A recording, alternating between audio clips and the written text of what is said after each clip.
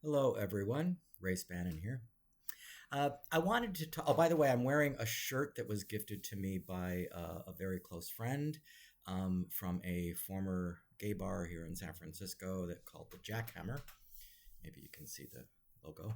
Um, and it was gifted to me because he didn't want it anymore, and he had it and knew it was my favorite bar of the past, and he gave it to me. So I'm very proudly wearing it. It also shows the power of a simple gift. I treasure this in a lot of ways because a good friend thought of me. They had something that they wore that they now gave to me that sort of lives on because I wear it all the time. It's become one of my favorite T-shirts.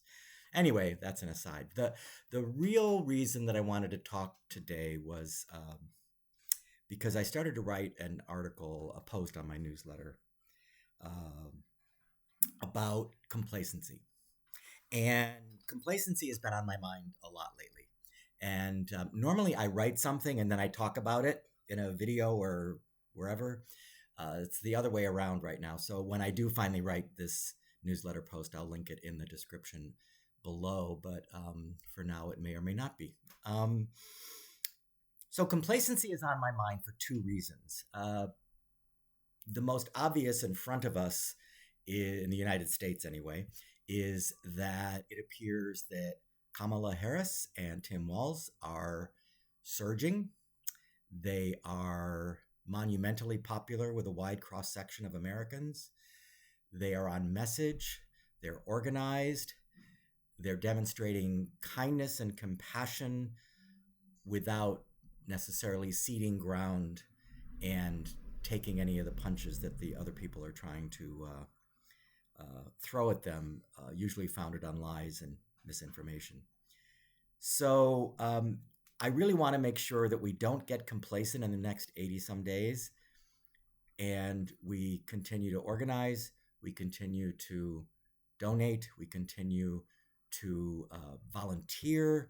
We do whatever we possibly can to make sure that they and the Democrats win, because that is the only way we are going to save our democracy. And I know it sounds like I'm overstating that.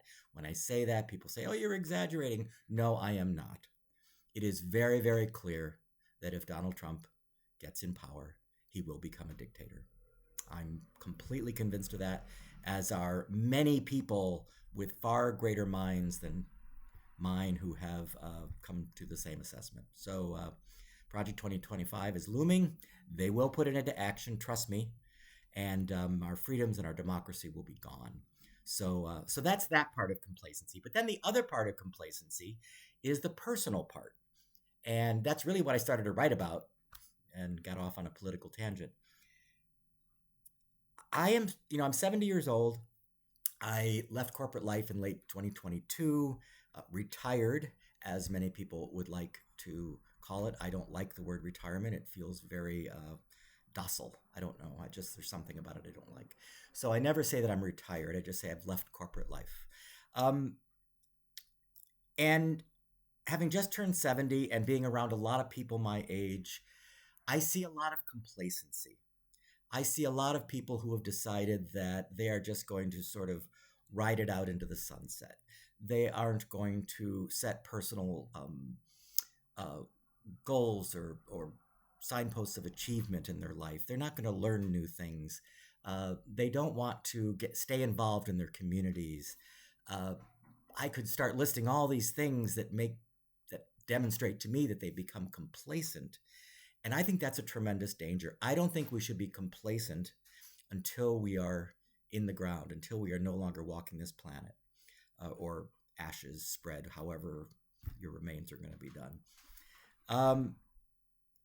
So I really fear complacency for myself and for all those around me that I see, in my opinion, kind of wasting away the life they're given, when every day we should be learning and doing and contributing and engaging and socializing and doing all these things that are the gift of life we've been given.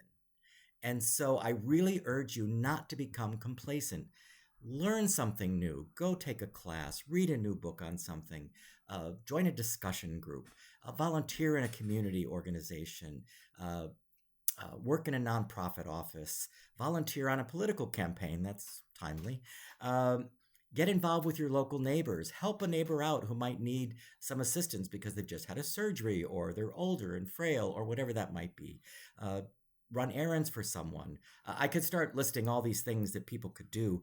I just want people to not be complacent and live a life that's not just dull,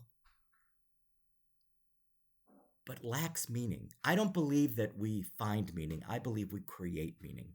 I believe our day to day life, how we engage in it, how we pursue what we pursue, is what creates the meaning in our life. We don't find meaning. So, creating the meaning in your life is an ongoing process. You shouldn't get complacent. And that's all I want to say. I'm rambling a little bit today. I just wanted to say that little bit. Don't be complacent.